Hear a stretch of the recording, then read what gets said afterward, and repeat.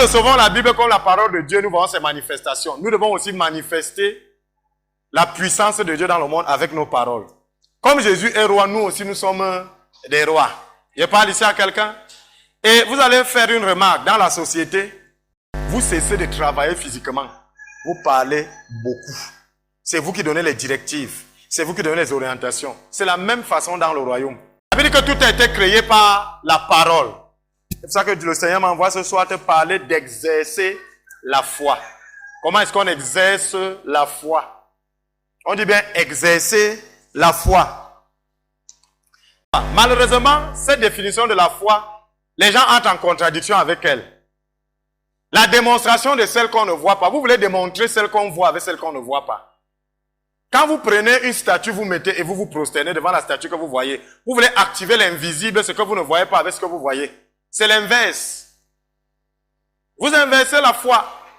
La foi, c'est la démonstration des choses qu'on ne voit pas. C'est-à-dire, on démontre. Quand quelque chose on ne voit pas, on démontre sa présence physiquement. Lève-toi et marche. Sois guéri au nom de Jésus. On veut un peu voir la guérison.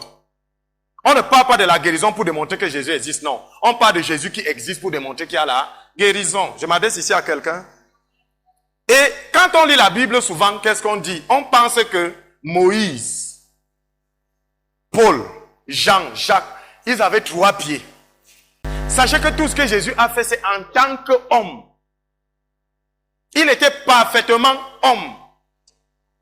C'est pour ça que dès qu'il est ressuscité, la Bible n'a pas dit ce qu'il a fait. La Bible a seulement mentionné certaines choses pour notre édification. On a mis dans la Bible les choses qu'il a faites en tant qu'homme parce que tu peux faire ça par le nom de Jésus. Tu n'as pas l'habitude d'exercer la foi. Comment c'est quand tu es malade seulement que tu vas entendre que ce matin, si tu es guéri, tu te lèves, tu marches. Tu as exercé la foi là quand? Donc si vous n'exercez pas votre foi, je suis désolé. Mais quand vous allez vouloir l'utiliser, vous risquez de passer à côté. Et parfois même quand vous êtes dans un domaine, même si la parole de Dieu est bonne dans ce domaine, vous remarquerez que vous devez exercer votre foi dans ce domaine-là afin que, au jour de la tentation, vous appliquez simplement la foi. Je parle ici à quelqu'un.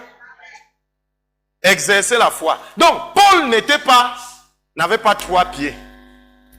Pierre n'avait pas les ailes. Pierre était un homme de la même nature que toi. La Bible déclare, et comme nous avons le même esprit de foi qui est exprimé dans cette parole de l'Écriture, j'ai cru, c'est pourquoi j'ai parlé. Nous aussi nous croyons et c'est pour cela que nous parlons. L'unique manière d'exercer la foi, c'est de dire ce qu'on croit. Il a dit que vous le prenez comme votre serviteur. Il n'est pas votre serviteur. À tout bout de champ, vous l'appelez.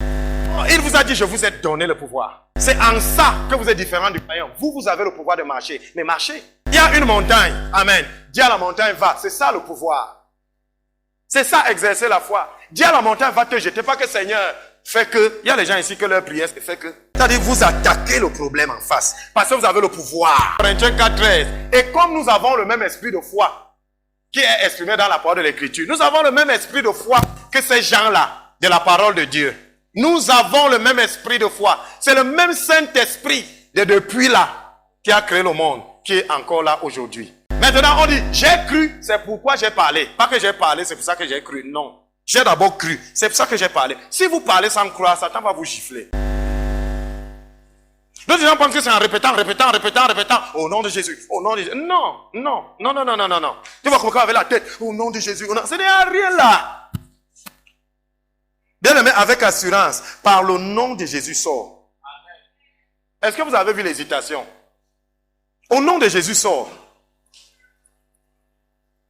Et maintenant, on est confondu tout ça des marabouts. Nous sommes des marabouts. Ça veut dire que quoi? On a la terre ici. On a l'huile d'onction là. Je n'ai pas dit que c'est mauvais. Hein? L'huile d'onction est conseillée. On a la terre, on a l'huile. Alors, on a aussi le nom de Jésus. Alors, ma fille, tu veux le mariage? Amène, va prendre la terre de ceci, tu amènes. Marabout. Dès que tu amènes la terre, si on a vu que 6 mois sont passés, il n'y a pas eu, je dis que non, peut-être que c'est ceci. Tu es en train de perdre le temps. Hein? Après, il dit que non, il faut que je te frotte l'huile d'onction sur le doigt-ci. L'huile d'onction, ça ne marche pas. Après, je dis au nom de Jésus. Vous voyez que là, vous utilisez le nom de Jésus comme les ingrédients maraboutiques. Ça ne marchera pas. Dieu, c'est un tout. Vous voulez le mariage, c'est Jésus. Vous voulez la paix, c'est Jésus. Vous voulez ceci, c'est Jésus. Ce n'est pas que vous essayez, quand ça ne marche pas, vous appelez Jésus. Là, vous êtes un marabout. Romains, chapitre 10, versets 9 à 13. Lisons par le nom de Jésus.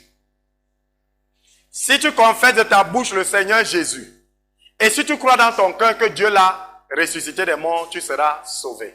Bien-aimé, est-ce qu'il y a les pompes ici? Tu vas marcher à genoux. Dis, bon, ok, si tu marches à genoux 10 km, tu seras sauvé. Il y a ça ici. Si tu crois où? C'est là-bas que tu dois croire. Ce n'est pas te à genoux là. Ce n'est pas, je ne sais pas trop. Si tu crois dans ton cœur que Dieu l'a ressuscité des morts, tu seras sauvé. Car c'est en croyant du cœur qu'on parvient à la justice. Bien aimé, la grâce, hein, on enlève le travail dans la grâce.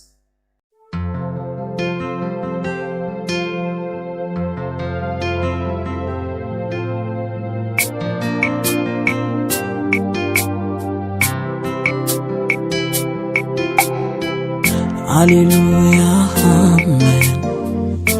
Hallelujah, amen.